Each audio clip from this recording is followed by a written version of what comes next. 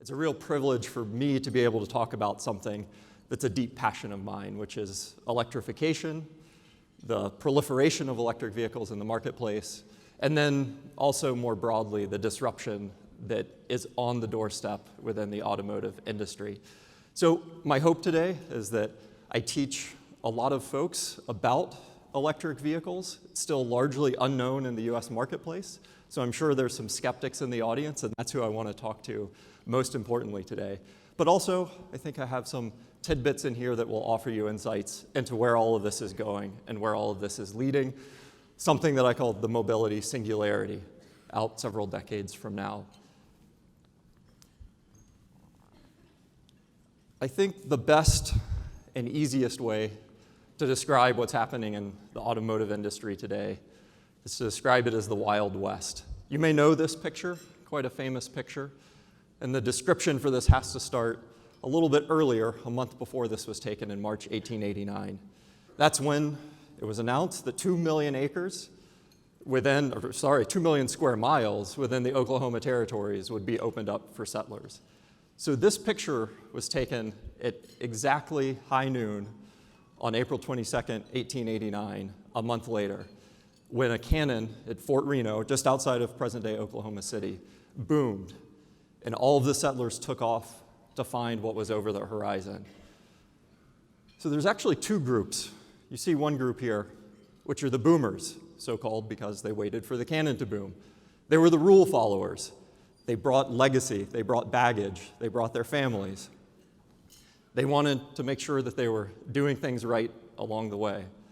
The group you don't see in this picture, though, are the Sooners, so-called because they didn't wait for the cannon.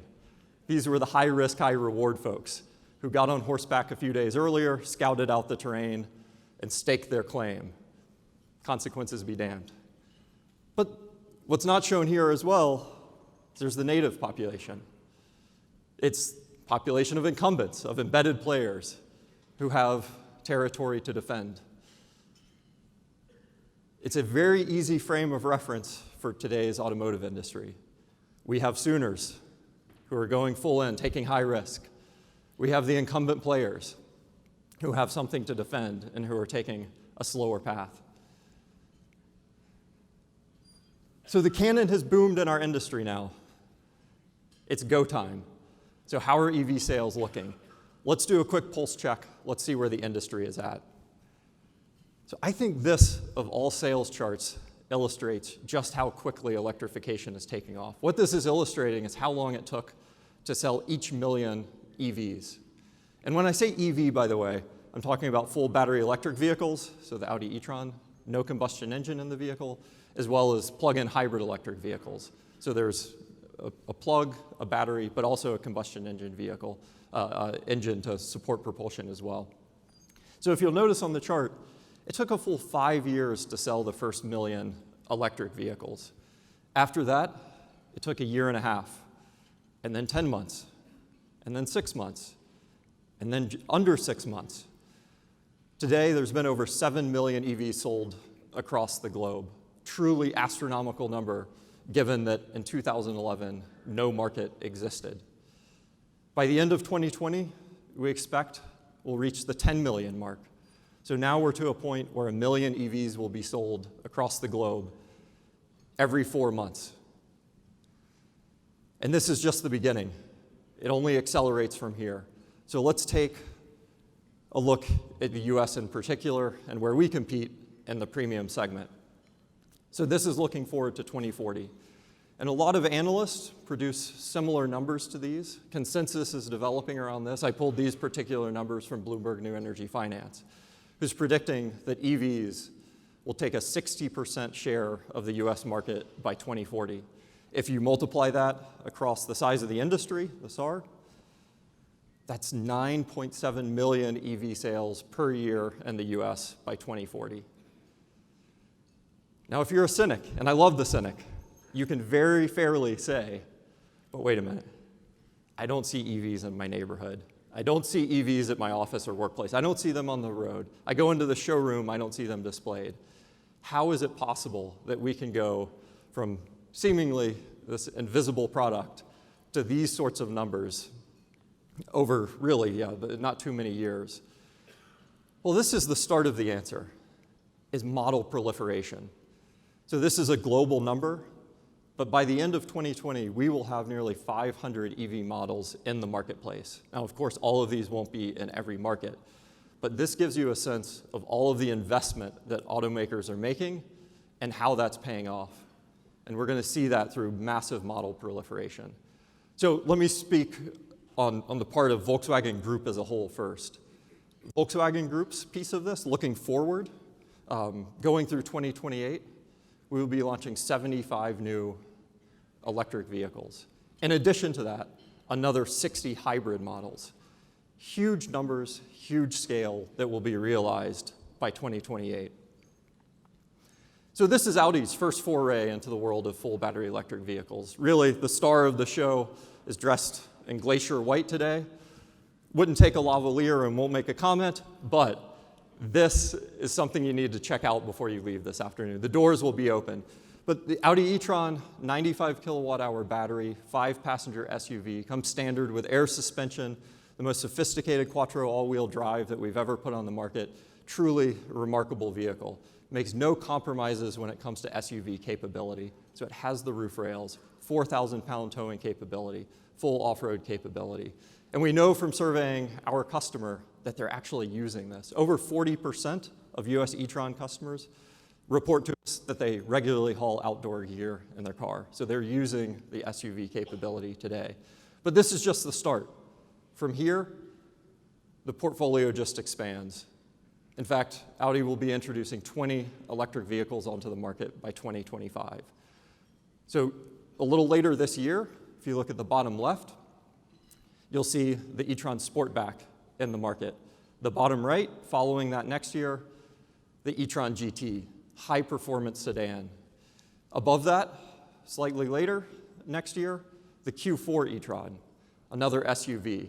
And then the pictures on the top left reflect some concepts to indicate where we're going from there. So the Icon is an autonomous vehicle. And then on the top left, PB18, a car that we debuted at Monterey, which is a design exercise in what an electric supercar could look like. I don't know that it's accepted anymore that EVs can't be high-performance cars. I think we're becoming accustomed to the fact that, in fact, EVs are high-performance cars by their very nature. And the PB18 shows that to the extreme. So I've given you the rose-colored glasses so far. We should also acknowledge that getting in the way of these aspirations, of this market share that I laid out, are serious barriers to EV adoption. And these things shouldn't be dismissed. I've pulled a couple. I think all, say, complaints, barriers to entry can more or less be summarized in these 4 points. One is cost. EVs still carry a significant price premium over their combustion engine counterparts. Second is range. Consumers expect, and fairly so, that their EV will get equivalent range as a combustion engine vehicle. Third is charging. There is a serious need for public charging infrastructure to be deployed more widely in the United States. And fourth is a topic that I'll call apathy, which is we want to think that people are driven by environmental considerations when making a vehicle purchase. But the fact of the matter is they're simply not. So on point number 2 and 4, let me pull a few data points out. If you ask, and these are premium segment buyers, what's your top barrier to buying an EV? Over half, 50%, say range. No other category even comes close. If you ask that same group of buyers then, well, what range would an EV have to get for you to consider purchasing it? You'll find that it's 300 miles. So you're talking very large, very expensive batteries that would need to go into the car to get that sort of range today, as technology exists in its present form. But also the environment. So if you ask a premium segment buyer, do they feel a social responsibility to choose an environmentally friendly vehicle? Less than 1 in 5 say yes. And then it gets even more stark when you say, great, you care about it, but will you pay for it? And then less than 1 in 10 say that they would pay for an environmentally friendly vehicle. But not all of the barriers to EV adoption are on the consumer side. We as OEMs also have a much more complex ecosystem that we're navigating that has to be solved before EVs can go mainstream. So here's the status quo, really simple formula. For the vehicle to interact with its ecosystem, we just needed to know two things. Fuel type, is it gas or diesel? What's the octane rating? And then the vehicle perfectly bolts into its ecosystem. Tomorrow,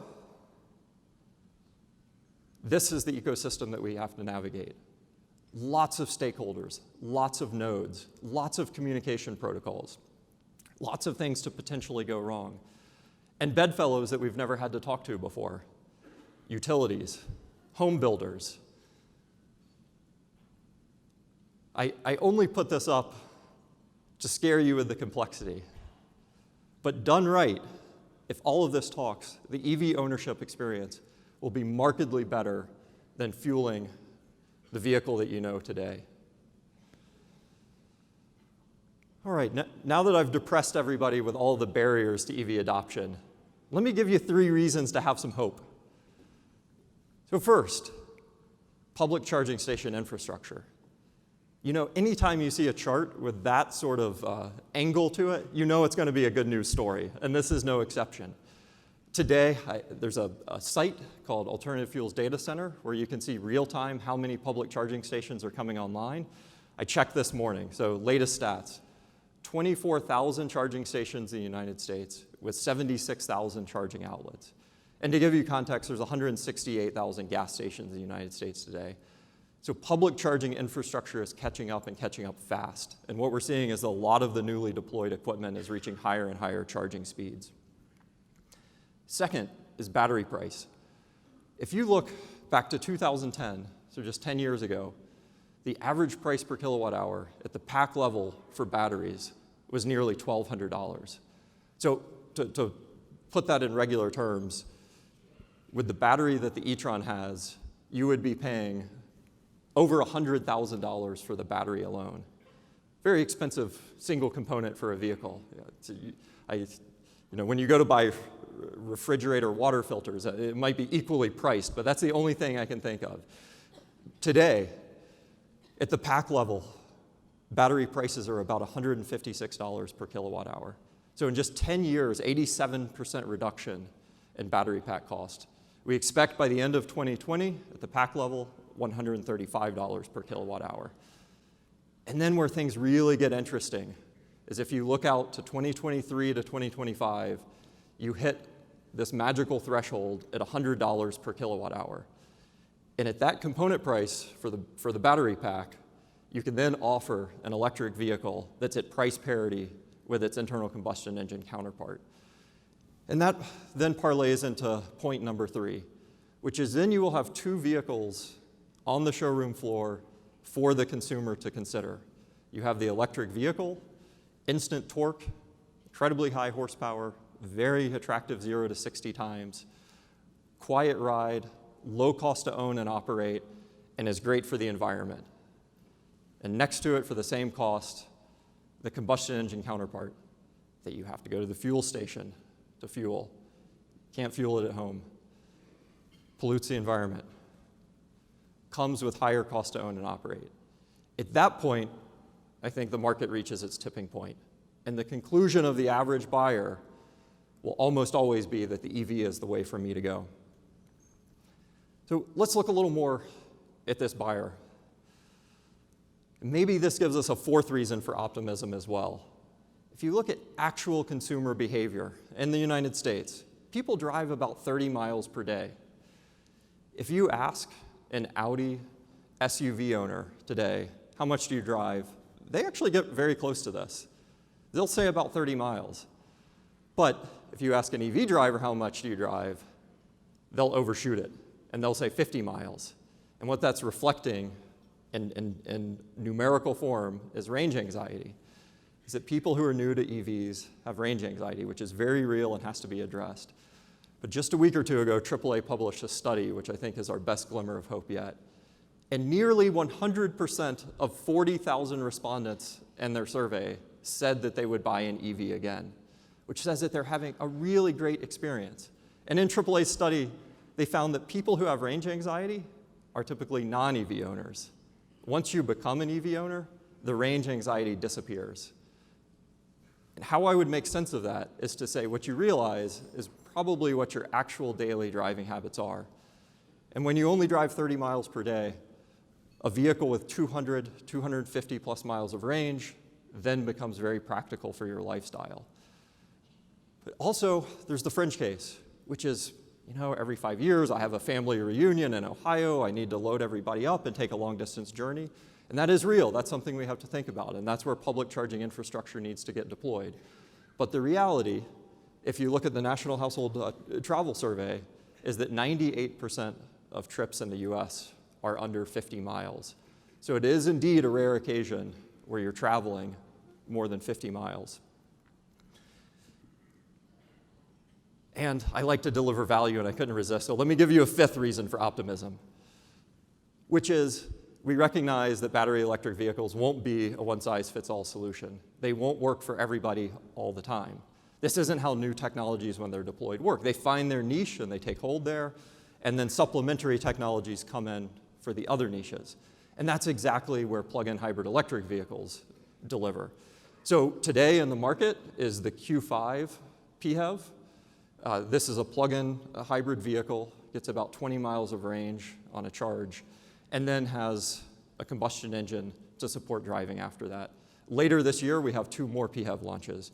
So both the A7 and the A8 will come into the US market this year in PHEV variants. So that was EVs. Let's go beyond EVs now. Let's look into the future. And I always have to give this caveat. I'll let you read this quote.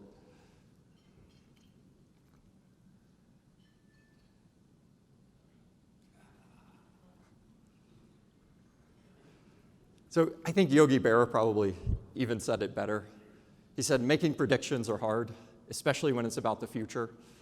A lot of what I say today will be wrong. I acknowledge this. And I hate to pick on this poor executive from 20th Century Fox. It's easy to miss these big trends. It's easy to miss the tidal wave that's coming. Steve Ballmer famously talked about the iPhone being dead on arrival because one, it cost $500, and two, it didn't have a keyboard. Who would ever buy an iPhone? And then the more famous one is CEO of Western Union turning down the most valuable patent in the history of the world, which was the patent to the telephone. And his comment was, I see no applications beyond it being a toy. It's really difficult to anticipate how all of this is going. But let me give you my 2 cents, and let me structure this. So over the last 10 years, it's been about proving out mobility as a service. So that's ride-hailing services, for example. Now we've gone from the Ubers and the Lyfts of the world to more creative mobility as a service offers, scooters, bikes, all sorts of transportation options that you can now subscribe to. The glaring stat here that's quite amazing to see is there's now 1.3 billion global users of digital ride-hailing services. So mobility as a service over the last 10 years has been proved out and will continue to gain share. Over the next 10 years, that's when we see electric vehicles and connected vehicles cement themselves in the marketplace. As an industry, 14 largest OEMs have invested over $300 billion in electrification. A lot of this will start hitting the market in the next 10 years. Then beyond that, in the 2030s, autonomy takes root. To give you a sense of the testing that's already happening, in California, 3.6 million miles of autonomous road testing has already happened, and that's a small fraction of total testing. Most of it's happening in a virtual environment. And then lastly is where we hit the mobility singularity, sometime in the 2040s. That's where these aggregated, connected, autonomous electric platforms with high utilization arise. Little to no labor cost, very low maintenance costs, and the price of transportation plummets for the consumer. So just to give you a snapshot very quickly of how a company like Volkswagen Group is playing across each of these eras. We're finding partnership, we're investing. Some of these are current, some of these have come and gone, but you see that this is all driving towards a platform which will offer a connected, autonomous, aggregated transportation service. And for us, those come together in MOIA and Volkswagen commercial vehicles. So the tsunami of disruption that this causes. I'll mention what we always anticipate is change in a business cycle. We're anticipating the next recession. The Great Recession of 2008, 2009 made a dramatic impact in the automotive industry. In 2007, General Motors had been the largest car company in the world for 75 years. They were sitting on $25 billion cash on hand, and they were bankrupt 18 months later. That was with something predictable that was coming towards them. Ford lost $15 billion in the same period. Nobody was immune from this. What's worrisome is what we can't predict, and things that are structural in nature. So here's the structural change that's at our doorstep. Demographic change. There's now more people over 65 in the world than under 5. Their expectations of transportation will change dramatically. Cultural preferences, an affinity for public transportation and who rides it, how you get there. Things like technology. ACES is the acronym we use. Autonomy, connected, electrified, shared. All of those things coming to a head. And then tied together, environment and policy. Policymakers are keenly interested in finding cleaner transportation solutions. So you may ask then, there's two things to square here. Why, amidst all of this uncertainty, are automakers investing so much money? Seems like an awful risky time to be writing such big checks. On the part of Volkswagen Group, for instance, we're investing 60 billion euros in electrification and future mobility initiatives. These are big, big bets. Well, here's the reason. Today, we operate in a $2 trillion industry. That's automotive. What sits just beyond the horizon, what all of these pioneers are on their horseback riding towards, is an industry that grows to $7 trillion. That's the industry that you're trying to fight for and win in.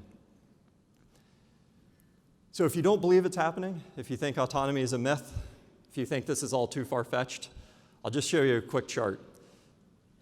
It's a few months old. It's already outdated. There's a lot more I need to put on here. But this is who is testing autonomous service across the country. We know in California, because there's public filings, exactly who's testing and what they're doing. And there's currently 65 companies permitted today in California doing autonomous testing.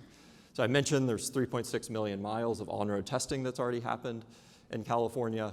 And then at first, what seems like a jarring statistic, across that testing time, there's been 131 collisions.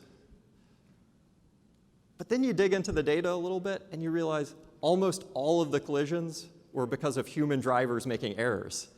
The autonomous vehicles are remarkably safe. The human drivers, another story. All right, before I wrap up, I do quickly want to mention sustainability and Audi and Volkswagen's orientation in the realm of sustainability. So at a high level, we have signed on to the Paris Climate Accord. We're committed to becoming a carbon neutral company by 2050. There's a very compelling letter published 2 or so weeks ago by Larry Fink, CEO of BlackRock.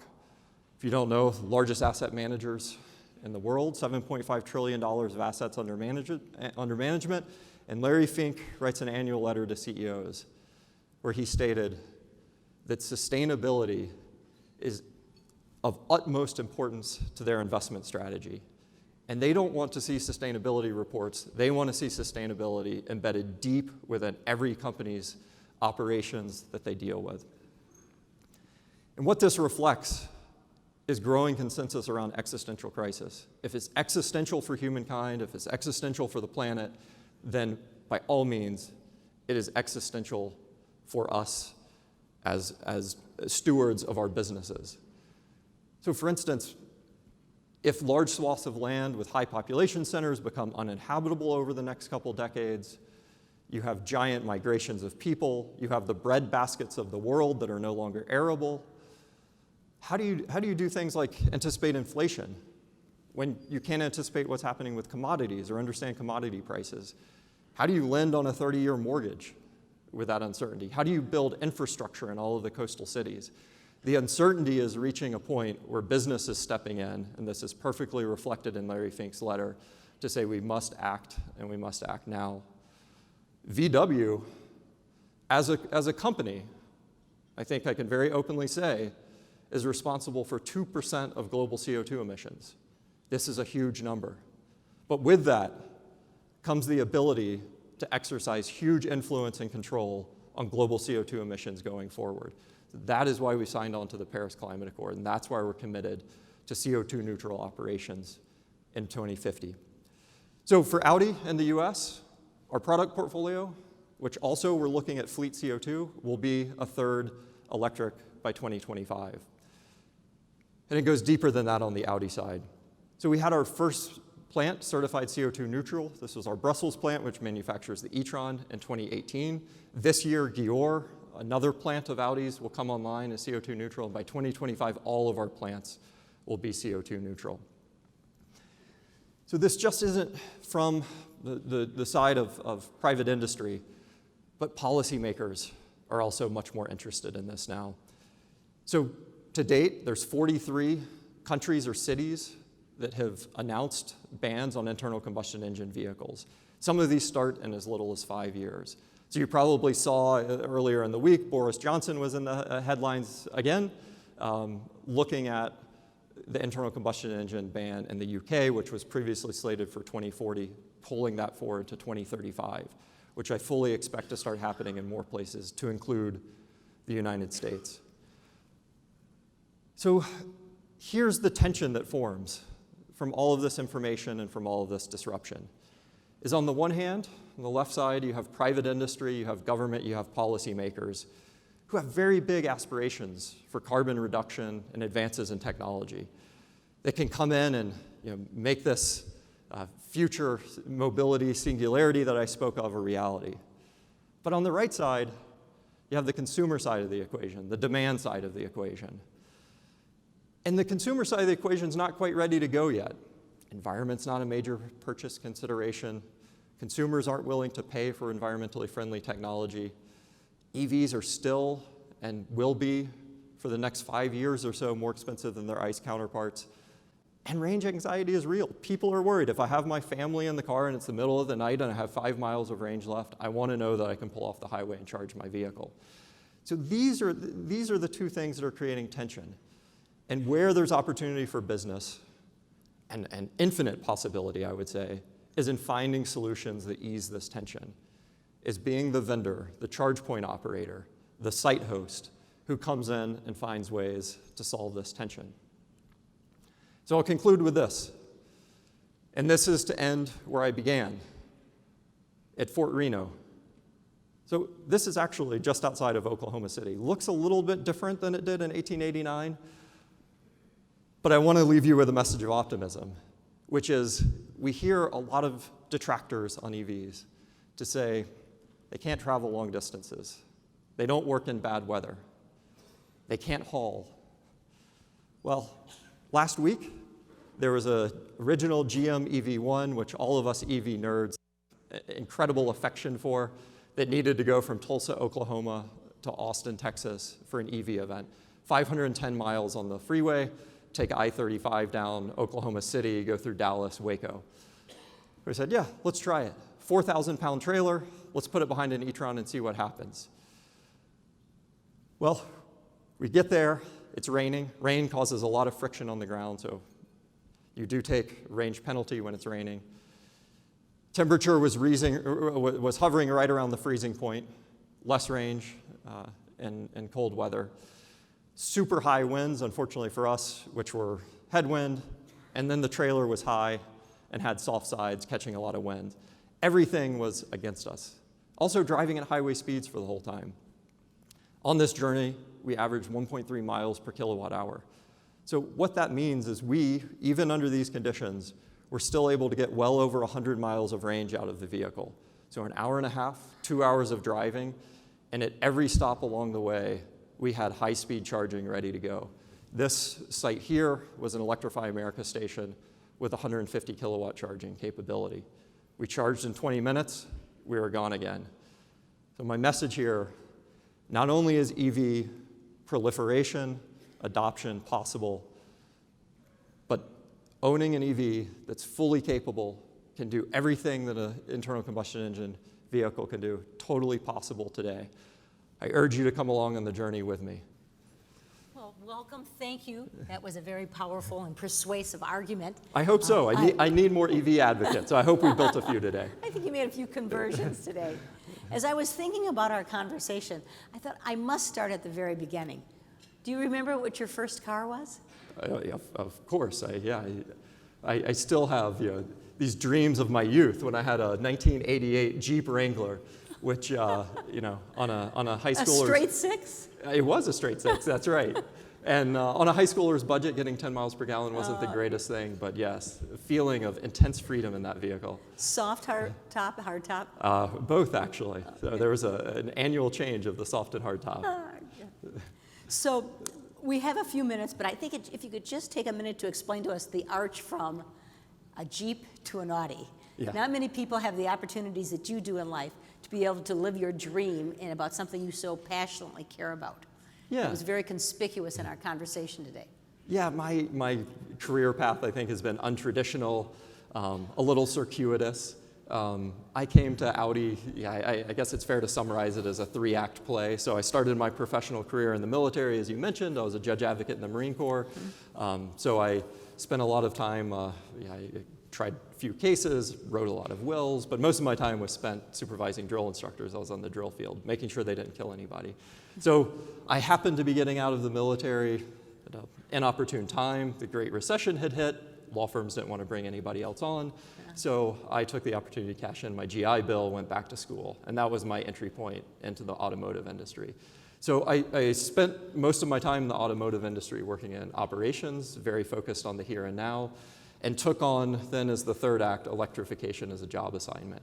So I was doing it as a function of my job, but I think it's fair to say today that I've made that conversion from doing it as a responsibility to being a passionate believer that wants to push electrification as a future of transportation.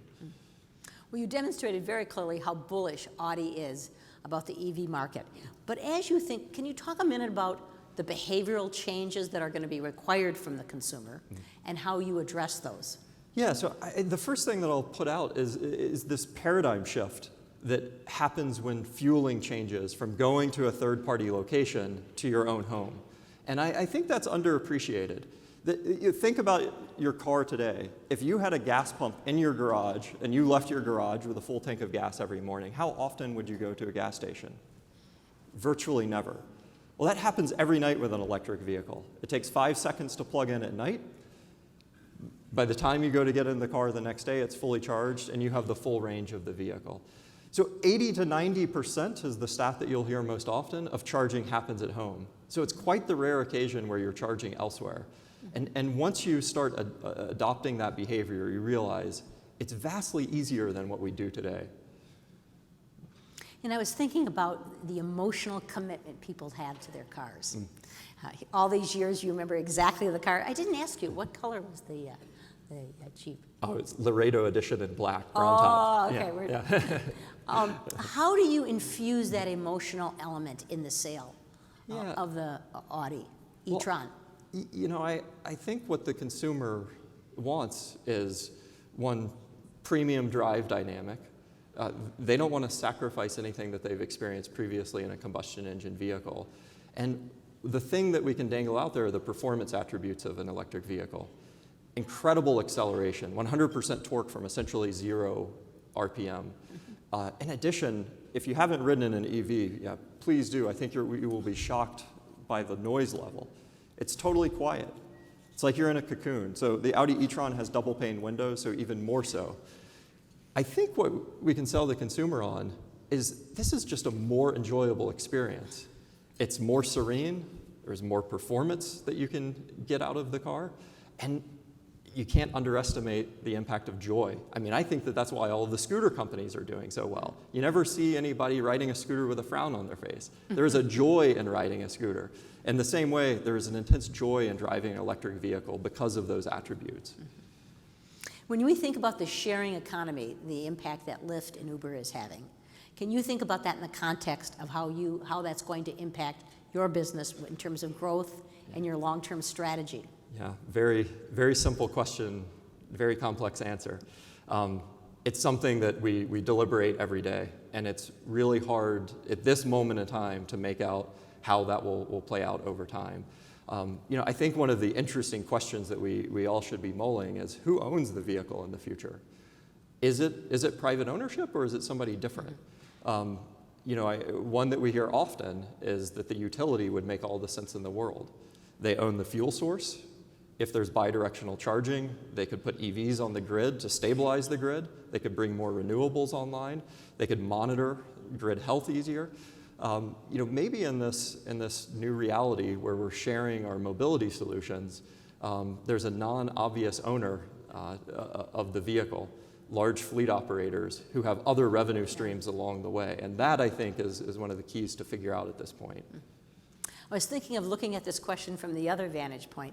What do you think is the future of the gas fuel car? Yeah. Well, if I'm looking at Bloomberg's New Energy Finance's numbers, they would say, well, in 2040, it'll be something like 40% of the market. So there's clearly a future there. And I think we have to acknowledge there are different users with different needs.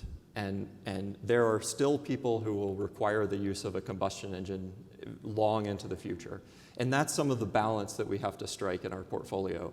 Yes, we're investing in electrification, we're bringing EVs online, but for the portion of the portfolio that remains with a combustion engine, let's make that as efficient as possible, producing the least amount of CO2 as possible so that we have the right product for the right person at the right time.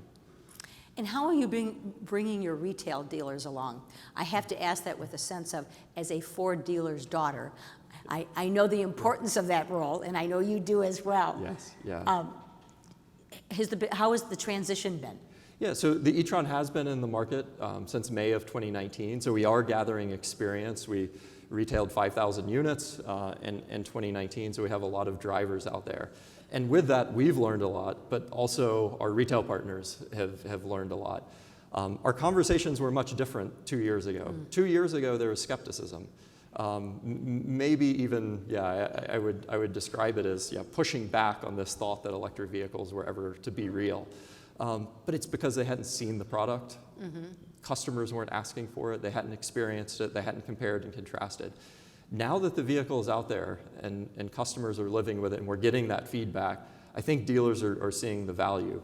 And local markets, and this is the beauty of our franchise dealers, is local markets all have very specific needs, and that is applicable to powertrains as well. So with our dealer partners, we can come in with a custom approach to every market to educate, train those customers, get them comfortable with that leap of faith that they're making into an electric vehicle. So they can get home set up with charging. They can point out the local high-power charging units, those sorts of things that come along with EV ownership. I'm watching our time. We just have about a little over a minute left. And why don't we go back to how we started this conversation? You mentioned very clearly it's very hard to predict the future. But as you are sitting in this position and you look to the future, what will be the faster horse in the upcoming years? Yeah, it's something that we're all trying to figure out. And what I would say is, let's look at some of the fundamentals about how cost is coming down for batteries, which puts EVs on price parity. Let's look at how fast autonomous technologies are developing, and then try to make some logical leaps into what sort of product offering that produces for the average consumer. So my prediction would be we have this, and I'll just use the shorthand, mobility singularity that occurs. That the horse that wins in this race is the horse that figures out how to have this shared platform with very low operating cost that can span any number of consumer uses and that's available on demand so that private vehicle ownership is less of a need. If you can crack that, you've got a big stake in that $7 trillion industry that's emerging. Well, we leave here much better informed about electric vehicles as well as Audi. We thank you for sharing the information, and we hope we can continue the conversation at some time in the future. Thank you, Mary Lou. Meeting Thank adjourned. you. Thank you. Thank you.